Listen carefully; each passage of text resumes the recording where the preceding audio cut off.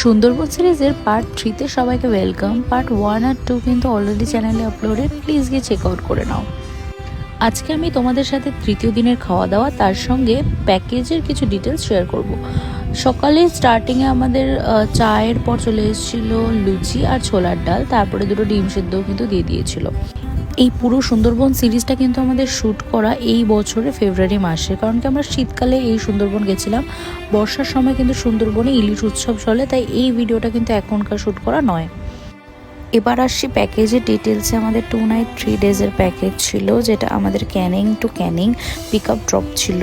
ক্যানিংয়ে train থেকে নামা থেকে ক্যানিংয়ে ট্রেনে ওঠা অবধি সব দায়িত্ব ওদের ছিল। সকালবেলা চা বিস্কুট, তারপরে ব্রেকফাস্ট, তারপরে মিট স্ন্যাক্স, তারপরে যতবার ইচ্ছা চা, লাঞ্চের পর ফল, তারপরে ইভিনিং স্ন্যাক্স, তারপর ডিনার, সব কিছু কিন্তু ওরা প্রোভাইড করেছে।